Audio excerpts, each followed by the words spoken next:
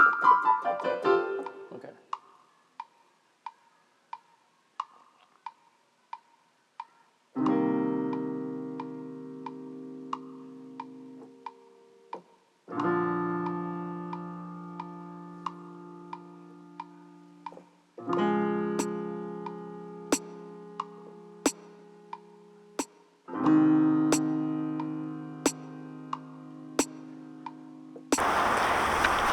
I hope that was good.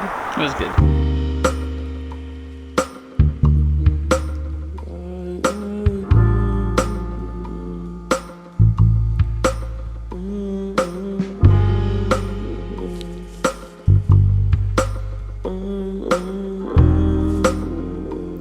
I just want to be the first to say that anxiety and depression suck. On top of all the issues that they bring on their own, it's hard to struggle with them for the fact that it's pathetic. It feels whiny. It feels like nothing. It feels like you're just a baby who can't handle anything and you need to just shut the fuck up and get it together. I don't know, anxiety is weird too. I've noticed lately that a lot of the times it feels like anxiety is necessary sometimes, so it keeps you alive. But I think sometimes anxiety puts me into more danger than if I didn't have it. For example, I'm really terrified of crosswalks. So if I need to cross the road and I'm coming up on a crosswalk, I'd rather kind of jaywalk across the street before going up and pressing the button and waiting to walk safely across. I'd rather just kind of risk it in front of moving traffic, mainly because I don't want the people who are stopped to watch me walk in, like a stupid way, moving my gay little bones around, looking foolish.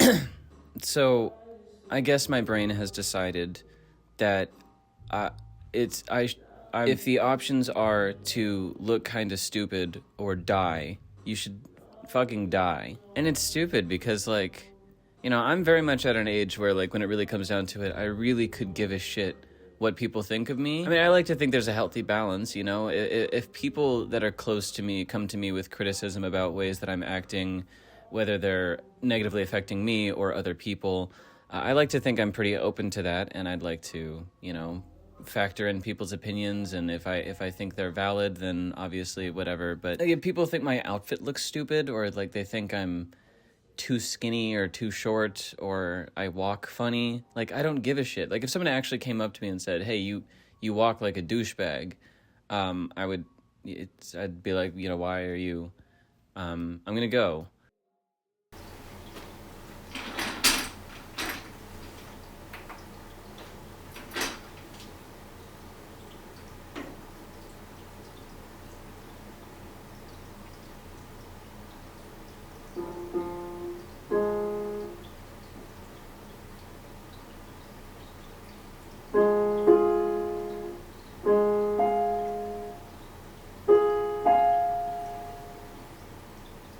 And there's some point where the anxiety and the depression melds, and that, I think, just can result in this sort of paralysis, because there are several issues that I might be facing at any given time, but I'm at a point where I've faced these issues enough, or I've faced issues in general enough, that I have some general healthy coping mechanisms or ways to approach problems, support groups. But when it comes to actually confronting the solutions, my brain just kind of starts coming up with excuses as to why they won't work. And again, it's extra stupid because when I really boil these things down and say them out loud, I'm like, no, I don't think it's not worth it to pursue things because they might fail. I think you should pursue anything, especially if it's going to fail. I think that can be great learning experience. I love failing. These sort of instinctive gut feelings that prevent me from trying to improve myself at all make no sense to me,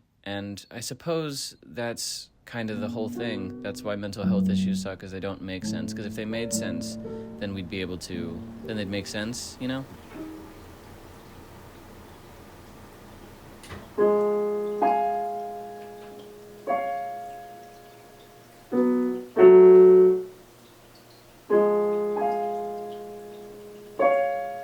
But But it feels like it's impossible for me to find any gray area. Everything's black and white. It's either I'm doing the thing I love or I'm miserable and I'm on the verge of suicide. I really want to make art. I think that's I hope that's obvious to like the 12 of you that watch. I specifically, especially over the last couple of years, have really wanted to make animated shows.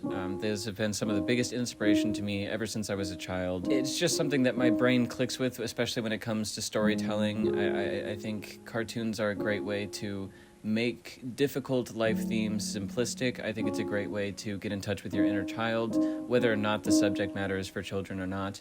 And I think especially the art of animating things and being able to make whatever you want with the stroke of a pen, I think allows for a lot easier grandeur of imagination, I guess. Basically, I think like a child, and I approach problems like a child, so I feel like making art that's directed at children is... that's probably for me. But also, that's hard to do. It's hard to just get internships at Cartoon Network or any random animation place. And, I try to put stuff out on the internet, but a lot of that is just up to the chaos of the internet. All I can do is focus on what I can control and put in as much hard, authentic work as I can, and hope that it connects with people and hope that the algorithm gods deliver me unto the people. We can rationalize over and over again that it is just all up to chaos and that it's so little up to you. But when your numbers stay consistently low when you're trying to put out art, it's hard not to feel like this just isn't for you. You're just not good at it, and people don't like it or you.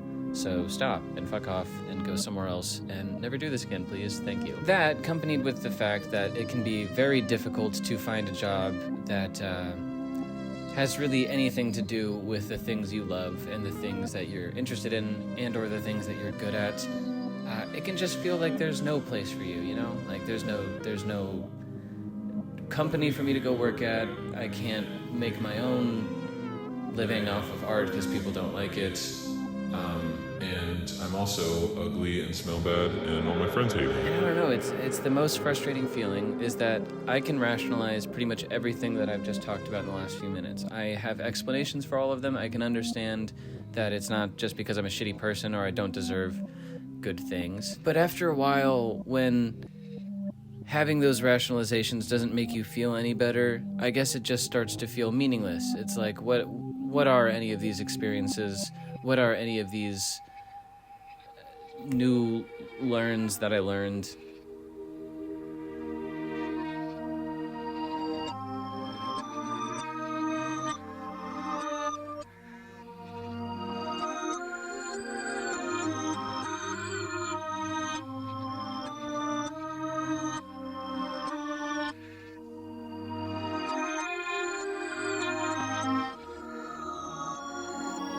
I've been really digging people who, just throughout it all, refuse to stop putting out that good.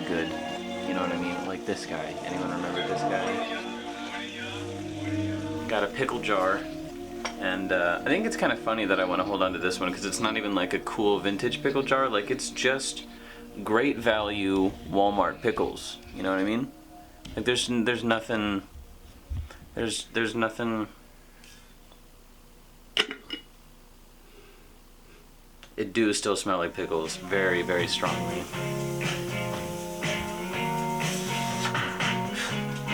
Yeah, that's pretty pickles.